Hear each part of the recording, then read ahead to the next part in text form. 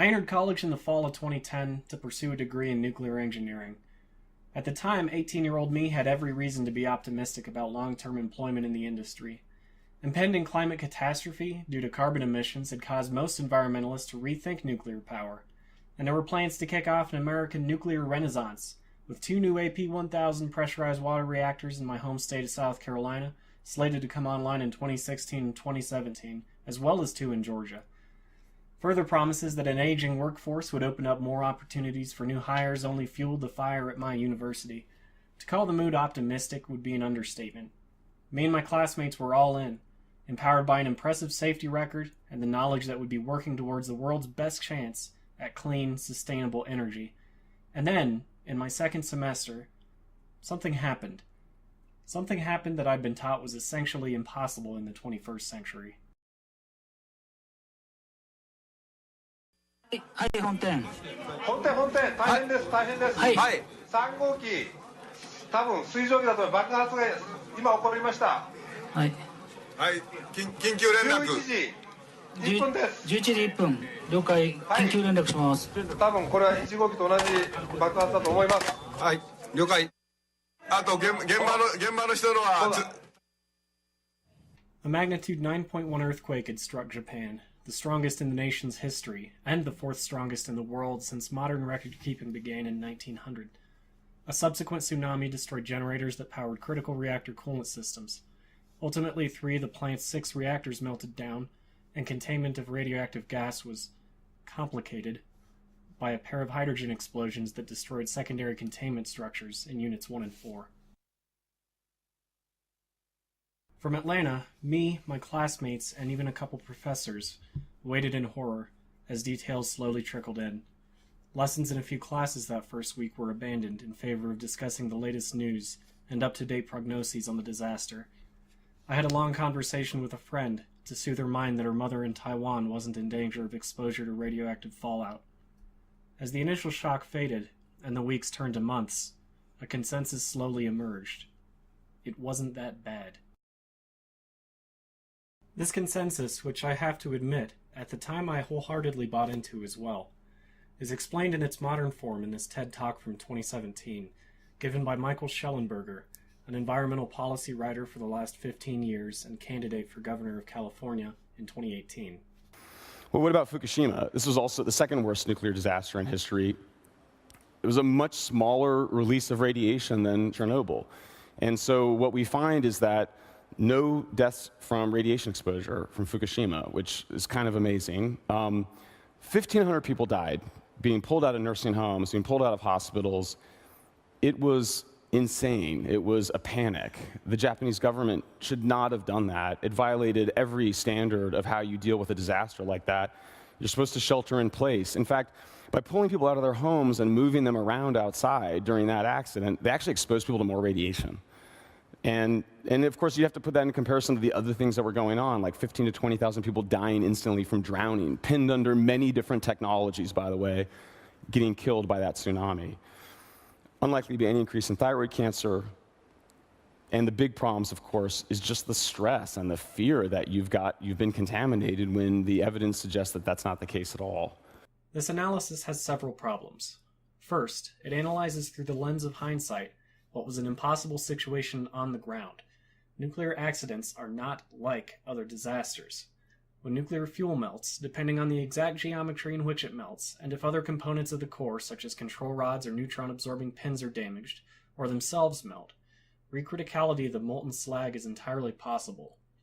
Worse, water in uranium-235 reactors is what we call a neutron moderator, meaning it has the effect of slowing down high-energy neutrons passing through it. Uranium-235 is much more likely to fission when struck by slow neutrons, that is, neutrons that have passed through a moderator. So in certain circumstances, adding water for cooling, if it is not laced with a neutron absorber, like boric acid, could itself cause recriticality. If a power excursion in a molten fuel occurs, it is possible to be of such high energy that the coolant inside flashes to steam, and the steam causes an explosion of the primary containment vessel.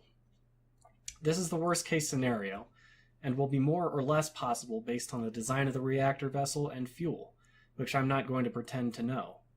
But to a certain extent, bets are off once significant amounts of fuel have melted. Breaches of primary containment are entirely possible by other, less explosive means as well, such as cracking due to temperature stresses, say from molten fuel rapidly heating part of the pressure vessel that doesn't normally experience such rapid rates of heating, or maybe the secondary containment building collapses inward. With that context, let's look at the timeline of mandatory evacuations. We have 9 p.m. on March 11th for a 3-kilometer radius around the Unit 1 reactor, 3:30 p.m. on March 12th for a 10-kilometer radius around the Unit 1 reactor, as well as a 3-kilometer radius around the Unit 2 reactor, and 9:40 p.m. for a 20-kilometer radius around Unit 1, as well as a 10-kilometer radius around Unit 2. For context, these were the events happening simultaneously at the plant. At 7:30 p.m. on March 11th, although it wasn't known at the time, the fuel at Unit 1 had become fully exposed to air, and fuel damage promptly began. At 3:36 p.m. on March 12th, the secondary containment unit at Unit 1 exploded, potentially damaging primary containment and releasing a plume of radioactive iodine.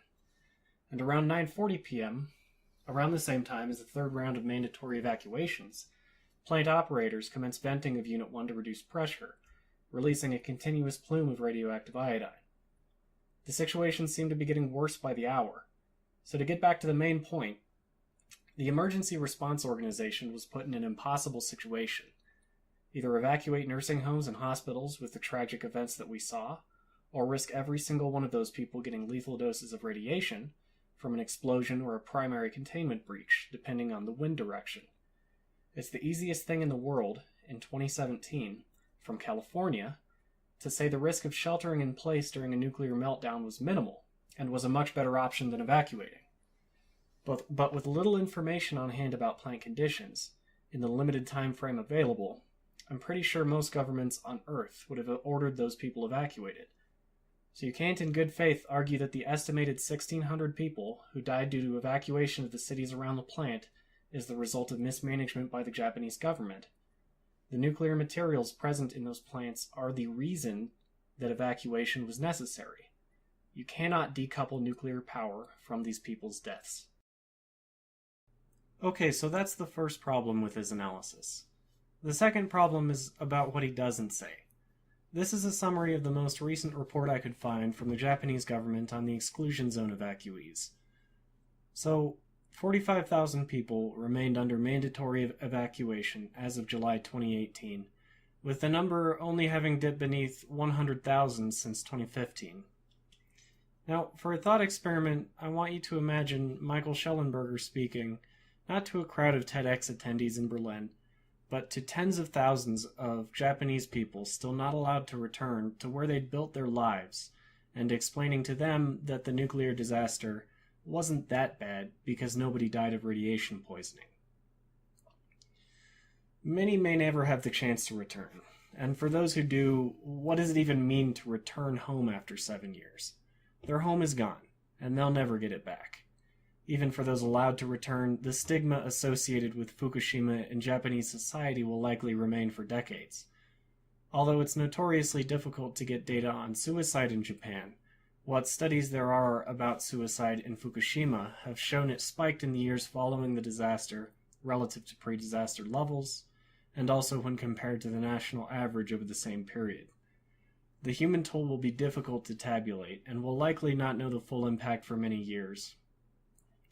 The following is a clip from a Time documentary about one farmer from the area. There was one dairy farmer from an area called Soma. People didn't want to buy his milk because it was from Fukushima and they were scared of radiation.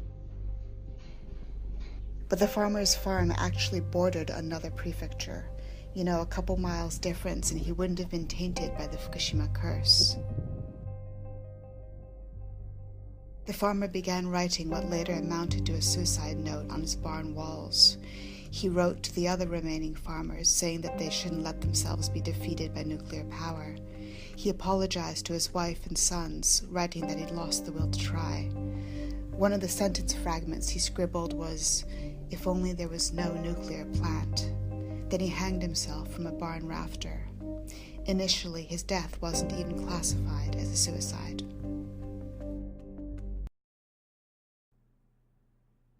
I entered the nuclear industry after graduating in 2014 with my bachelor's degree. So, my entire educational and professional career for the last 9 years has had nuclear power as its centerpiece. All I'm saying is that if we want to have an honest conversation about nuclear power, it's not enough to brush aside the real-world impacts when things go wrong. And as I learned in 2011, things can and will go wrong.